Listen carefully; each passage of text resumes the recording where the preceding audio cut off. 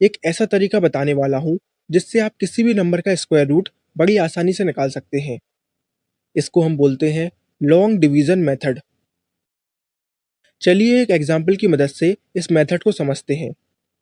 मान लीजिए हमें 7396 का स्क्वायर रूट निकालना है। तो सबसे पहले तो हम दो लाइंस यहाँ पर ऐसे ड्रॉ कर लेंगे। इसके बाद हम इस नंबर के दो दो के पेयर बना लेंगे। तो पहला पेयर बनेगा 96 और दूसरा पेयर बनेगा 73। राइट। अब हमें ऐसा नंबर ढूंढना है जिसका स्क्वायर करने पर या तो 73 आ जाए या उससे थोड़ा कम आ जाए, लेकिन 73 से ज़्यादा नहीं आना चाहिए। तो सिंपल है, 8 का स्क्वायर करने पर 64 आता है और 9 का स्क्वायर करने पर 81। अब 81 तो 73 से ज़्यादा है, तो हम 8 को कंसिडर करेंगे। हम 8 को यहाँ पर लिख देंगे और यहाँ पर, और 64 को यहाँ पर लिख देंगे। 73 माइनस 64 बचा 9। तो हम दूसरे पेयर को भी यहाँ पर उतार लेंगे, तो ये बन जाएगा 996। अब इसके बाद अगले स्टेप में जाने के लिए ये जो नंबर लिखा हुआ है 8, इसमें हम 8 को ही ऐड करा देंगे। तो 8 प्लस 8 बन गया 16। अब जो अगला स्टेप है आप उसको ज़रा ध्यान से देखिएगा। अब ये जो नंबर लिखा हुआ है 16, हमें इसके आगे एक नंबर को लगाना है, मान लीजिए 5, और इस नंबर में हम 5 से ही मल्टीप्लाई करा देंगे। तो ऐसा आंसर आना चाहिए कि या तो वो 996 आ जाए या फिर उससे थोड़ा कम आ जाए। तो 165 इंटू 5 आया 825। ये थोड़ा सा कम है, चलिए 6 को लगाकर देखते हैं।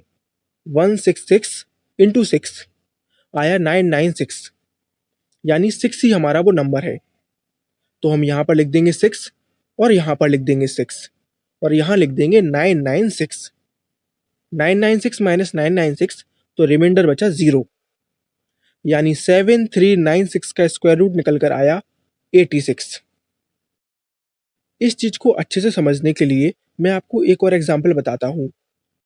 मान लीजिए इस बार हमें 15625 का स्क्वायर रूट निकालना है। तो सबसे पहला काम हमारा होगा पेयर बनाने का। पहला पेयर बना 25, दूसरा 56 और तीसरा 1। अब हमें ऐसा नंबर ढूंढना है जिसका स्क्वायर करने पर 1 आ जाए। तो सिंपल है, 1 का स्क्वायर करने पर 1 आता है, तो हम 1 यहाँ पर लिख देंगे, 1 यहाँ पर लिख देंगे और 1 का स्क्वायर यहाँ पर लिख देंगे। 1 माइनस 1 बचा 0, तो हम अगले पेयर को यहाँ पर उतार देंगे। अब अगले स्टेप में जाने के लिए हम 1 में 1 को ही ऐड करा देंगे, तो यहाँ पर आ जाएगा 2। राइट। अब 2 के आगे हमें ऐसा नंबर लगाना है जिससे मल्टीप्लाई करने पर या तो 56 आ जाए या उससे थोड़ा कम आ जाए। तो मान लीजिए हमने 2 के आगे 3 लगा दिया और 23 को 3 से मल्टीप्लाई करा दिया, तो आएगा 69। अब 69 तो 56 से ज़्यादा है, तो हम यहाँ पर 3 के बजाय 2 लगा देंगे। 22 इंटू 2 आया 44।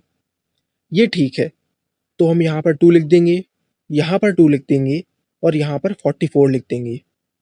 56 माइनस 44 बचा 12, तो हम अगले पेयर को भी नीचे उतार लेंगे।